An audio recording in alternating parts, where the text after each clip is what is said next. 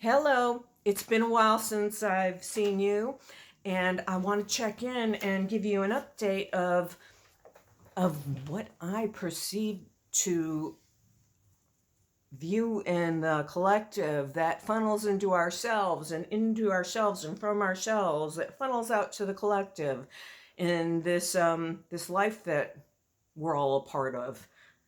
If you're watching this, so the way I use astrology is one of many tools. I don't look to the planets to predict, even though there are certain trends that I've noticed over the decades that can be helpful in having a sense of what may transpire. But ultimately, it's about how we fit into the whole picture. And there's been so much going on for a while. And at the risk of losing some of you, try to stick with me because I'm going to do my best to make points that can be understood throughout this, in spite of the planetary wording. I'm going to talk for a moment about the planet Uranus and how it figures in to everything that's going on and why it's so important, because of this new moon that's coming up this Sunday. Today's Friday, 2 days from now, that's going to highlight the planet Uranus. So a year ago, May in 2018, the planet Uranus entered Taurus. What this means is the planet of sudden changes, lightning bolts, genius, insanity, electricity. When you think of Uranus, think of Thor's hammer and lightning, and how all of a sudden everything's different. So that moved into the sign of Taurus. If you know anything about Taurus energy, it's about groundedness, the earth, what's reliable, what we can count on. One of my favorite examples of combining Uranus and Taurus energy is earthquakes. It's when the earth beneath your feet moves. You don't expect that to happen. Or lightning striking a tree. So this is a 7-year cycle where the things that we consider secure, everything's in the process of change right now. There's other elements that contribute to this, but for right now, we're just going to talk about Uranus. So last May 2018, Uranus moved into Taurus for the first time. Went retrograde in August of 2018 at 2 degrees. I'm saying that for a reason, okay? In November of 2018, it was back into Aries. I've just made my notes here, so excuse me. By March 2019, Uranus went direct. Actually, it was in Taurus again finally. So it went back into Aries, and then it moved into Taurus. It's still in Taurus. Remember, it moves very slowly. In August of 2019, Uranus went retrograde again. It had only moved to 6 degrees. There's technically 30 degrees in each sign. So Uranus is still retrograde. So what happens when a planet is moving forward in retrograde is it's moving forward and then it's pausing. So to sort of get everything where it needs to be to make the kind of impact that it's working toward expressing.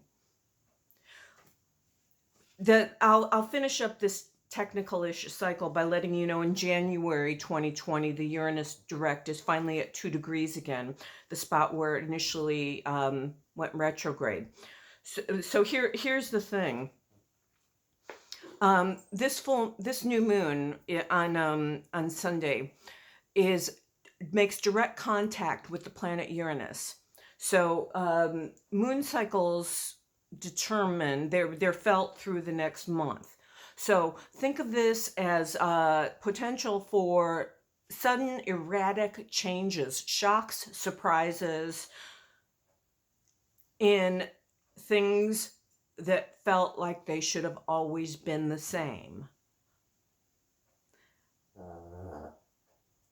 That was a wolf snore for punctuation. So I want to talk about a couple of the key words about what's been going on since last summer's eclipse cycles. And your job is just hear what sticks and then put it all together for yourself. So we went through, we were collectively moving towards something. Then in July in the cycles, things sort of came to focusing back within rather than on the outside. This had to do with the Cancer planets opposing Capricorn. Pluto and Saturn are going through Capricorn. We're in this long-term cycle again where everything, so the Uranus cycle was about the earth beneath your feet and what you count on directly in your life changing. The Pluto cycle is about the way everything's been being managed. This is in the world. This is not just in the United States.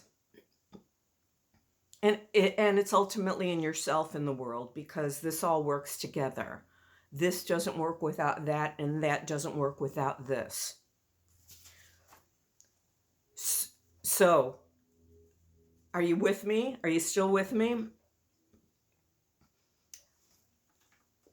We've got these deep, serious changes occurring, what feels like serious to us. Those of us that are that have always been geared toward deep change appear to be a little more grounded than some of the others. However, don't count on anything. While this is going on, Jupiter, I'm going to say the happy sign, but a lot of people just see Jupiter as ruling all that's good. The king bearing gifts. What I see Jupiter as is magnification. So Jupiter's going through Sagittarius, still gracing us with some good-naturedness and some potential for joy. Jupiter's going to be joining the show in Capricorn shortly, the end of the year. So the end of the year, we're looking at Jupiter moving into Capricorn. Right around the time Uranus is going to go direct. So that's early degrees. Uranus will be at 2 again. Jupiter's moving into Capricorn. It's going to amplify it. At least it's a helpful angle, but it's still, things are, we're in the process of so much upheaval and change.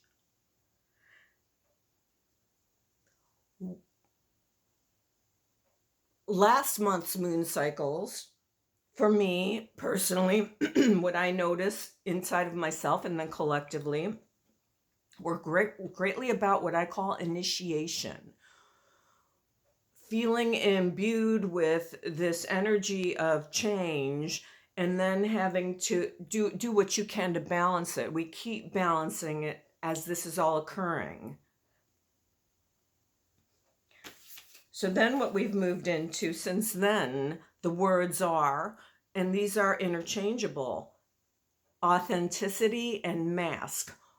What's real to you? What's a mask? What's a mask for you? What's the mask you see that's being presented? This is all having to do with Neptune through Pisces. That's had different angles to it. It's a lot of information. What I'm hoping that you hear from me is what you feel from me is the energy of the shift. I'm doing what I can to embody it so you can know that all these different things that you've been going through and experiencing, there's a reason for it. Ultimately, the reason is about your personal growth and evolution and how you fit in and how you can make a difference. What to do? I hope that when I was talking about finding a purpose a while ago, that it resonated with you and that you may have heard it, because ultimately, without a purpose, it would be easy to feel a bit like small boat on a big ocean. So we've got the new moon on Sunday. I think it's 7:30 p.m.-ish in New York City, forming direct angles to Uranus. And then comes Halloween, and we've got Mercury retrograde for 3.5-ish weeks. So while all this is occurring, there's a bunch of planets going through Scorpio that are digging stuff up. So what are you going to do with the energy? If you know your chart, if this is where you're inclined to look, see how planets interact in your chart with what's going on in the sky.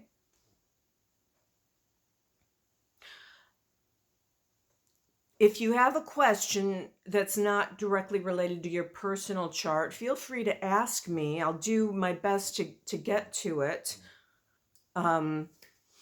Astrology.com has a bunch of free information. They're an excellent resource. There's several astrologers that do regular blogs that I highly recommend. astrologyking.com, Jamie Partridge, excellent. K-Pacha, the Paley Report, very helpful information. I'm available for consultations. My website is planetearthastrology.com. But I just wanted to check in with you. We're all in this together. It means the world to me that I can share this with you. I'd like to wrap this up nicely with a bow, but I'm not sure that it can be right now because this is a chapter. I want to let you know that Mars in Libra right now is getting ready to square these Capricorn planets, and it can be harsh. It can be harsh. Keep your eyes open. With this big change going on, you don't want to be caught in the crossfire. And if you see other people escalating, if you can, walk away. Because it's a combination of energy of potential escalation. There will be escalation. You'll see it in the news, whether you're seeing it hyped up or whether you're discerning enough to get what is underneath it. Be careful. Be on alert right now. Doesn't mean stop everything you're doing, but take a moment before you just run around and do things and pay attention to your surroundings. From my heart to yours, thank you for listening to me and giving me your time.